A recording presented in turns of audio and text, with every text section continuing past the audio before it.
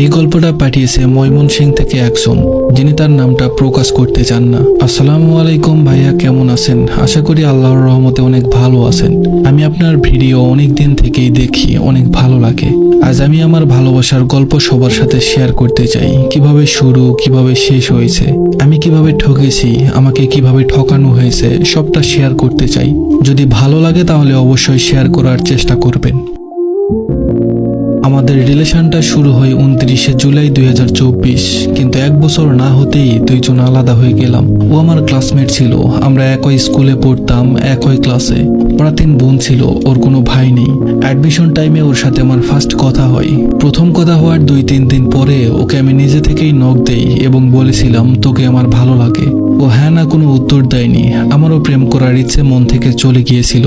আমাদের এভাবে 1 মাসের মতো কথা হয়। তারপরে মাঝখানে 3-4 মাস আমাদের কোনো কথা হয়নি। আমি ভার্সিটিতে চান্স পেয়ে গেলাম। আমি যেদিন ভার্সিটিতে ভর্তি হই ওই দিন রাতে আনুমানিক 7টা থেকে 8টার দিকে ও আমাকে ভয়েস মেসেজ দেয়। ওই দিন থেকেই আমাদের গল্পটা শুরু হতে থাকে। ভার্সিটিতে ভর্তি হওয়ার পরে ক্লাস শুরু হতে অনেক দিন বাকি। তখন ওর সাথে আমার কথা হতো, জাস্ট ফ্রেন্ড হিসাবে কথা হতো। কোনো মেয়ের সাথে কখনো কথা বলিনি, ওই ফার্স্ট ছিল। প্রেম করার ইচ্ছে ছিল না তখন, কিন্তু একটানা 2 থেকে 2.5 মাস কথা বলার পরে কেন জানি একটা মায়ার সৃষ্টি হয়। জুলাই 2024-এ যখন সরকার নেট বন্ধ করে দিয়েছিল, আমরা তখন সিমে SMS কিনে কথা বলতাম।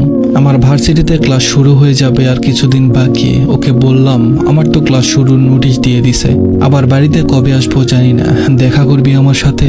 ও বলল আচ্ছা ঠিক আছে, কালকে দেখা করব। কিন্তু দুর্ভাগ্যবশত ওর কাকা ওই দিন রাতে ওর বাবা মার কাছে বলেছিল কালকে একটা ছেলে নাকি ওকে দেখতে আসবে। তো পরের দিন ওকে একটা ছেলে দেখতে এলো। আমি আরো দুজনেই ভেবেছিলাম আমাদের হয়তো আর দেখা হবে না, কিন্তু সৌভাগ্যবশত মেহমানরা চলে যাওয়ার পর ওর বোনের অনুমতি নিয়ে আমার সাথে সন্ধ্যার দিকে দেখা করতে আসে। যে ছেলে ওকে দেখতে এসেছিল ওই ছেলের ছবি আমাকে দেখিয়েছিল এবং বলেছিল ছেলে আমাদের বাবা মা বোন কারোর পছন্দ হয়নি। আমি বললাম কেন? ও বলল ছেলের বয়স নাকি কম, অথচ ছেলেটা আমার থেকে ঢের বড় ছিল। আমি ওকে বলেছিলাম ওই ছেলেটার বয়স যদি কম হয় তাহলে আমি ওর তুলনায় বাচ্চা মানুষ, আমাদের সম্পর্কটা আগানোর প্রয়োজন নেই, এখানে স্টপ থাক, আরো আগালে মায়া সৃষ্টি হবে, পরে আমার অনেক কষ্ট হবে। ও বলল না, তোকে আমার ফ্যামিলি মানবে, কিন্তু ওকে যে আমার ফ্যামিলি কোনো সময় মানবে না এটা ও এবং আমি দুজনেই ভালো করে জানতাম। আমি ছেলে মানুষ, আমি চাইলেই সব করতে পারবো, এটা ভেবে এই চিন্তা বাদ দিলাম। ওর সাথে যখন কথা না বলে আমি থাকতে পারি না, ওর প্রতি যখন আমি খুব দুর্বল, তখন জানতে পারি ওর আগের একটা রিলেশন ছিল। যাই হোক, আমি ওটা মেনে নিয়েছিলাম। আমাদের সবকিছু ভালোভাবেই চলছিল। ওর ফেসবুক আইডিটা আমার কাছে ছিল, মানে পাসওয়ার্ডটা ছিল আমার কাছে, আমার আইডির পাসওয়ার্ড ওর কাছে ছিল। হঠাৎ একদিন ওর খালাতো ভাই ওকে মেসেজ দেয়, ভালো মন্দ জিজ্ঞেস করে। উনি প্রায় প্রতিদিন ওকে মেসেজ দিত। ভাই বোনের মাঝে চাচা আলাপ হয়, এইসব আলাপেই ওদের মধ্যে হতো। উনি পুলিশে চাকরি করত। আমি আমার গার্লফ্রেন্ডকে কোনোদিনই কোনো কিছু দিতে পারিনি, শুধু এক জোড়া চুড়ি আর একটা ছোট কোরআন শরীফ আর একটা তসবি দিয়েছিলাম। ওর আর আমার রিলেশন প্রায় 1 বছর ছিল, অথচ ওকে আমি কোনোদিন রেস্টুরেন্টে নিয়ে খাওয়াতে পারিনি। তো একদিন ওর খালাতো ভাই ওর ছবি চেয়েছিল। আমি অনুমতি দেওয়ার পরেও ও ছবি দিতে অনেকটা লেট করেছিল। ওর খালাতো ভাই সবসময় বলতো ছুটিতে বাড়িতে গেলে তোর ওখানে যাব, আমাকে নেত্রকোনাটা ভালোভাবে ঘুরিয়ে দেখাস। তো ঈদের ছুটিতে ওর বড় ভাই বাড়িতে আসার পরে নেত্রকোনায় আসে।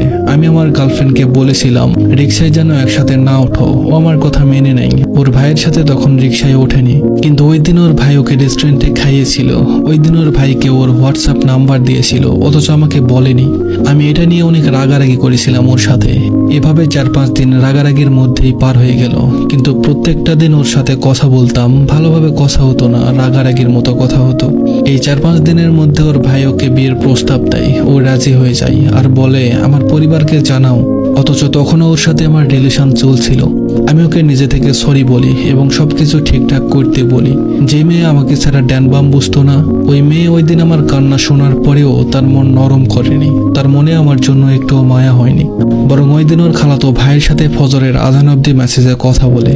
ওর ভাইয়াকে আমি সবটা বলি, উনি সবটা শুনে এবং বুঝতে পারে। উনি বলে সব ঠিক হয়ে যাবে, চিন্তা করো না। তখন আমি ওকে বলেছিলাম তোর ভাইয়ের সাথে কথা বলিস না। আমি না করা সত্ত্বেও ওর ভাইয়ের সাথে কথা বলে।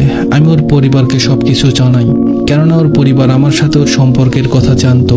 ওর খালাতো ভাই আমাকে বলতো ওর বোনের সাথে উনি যোগাযোগ অফ করে দিবেন, অথচ উনি ওর সাথে যোগাযোগ ঠিক রাখতেন এবং ওকে বলতেন তুই আমার সাথে কয়েকদিন একটু কথা বলিস, পরে আর কথা বলতে হবে না।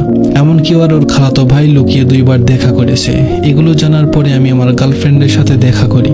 কিন্তু অবাক করা বিষয় কি জানেন, যে মেয়ে আমি কথা না বললে কান্না করত, যে আমাকে বলতো তোর সাথে কথা না বলে থাকতে পারি না, সেই মেয়ে আমি যেন তাকে ছেড়ে দেই সেই জন্য কান্না করতে লাগলো, বলতে লাগলো আমাকে ছেড়ে দে, আমাকে ওর কাছে যেতে দে।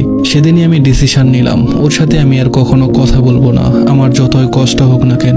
ওর ভাই জানতো যে ও আগে একটা রিলেশন করেছে, আমার সাথে রিলেশনে আছে এটাও জানে। আমার কথা হলো ওর ভাই কি মানুষ?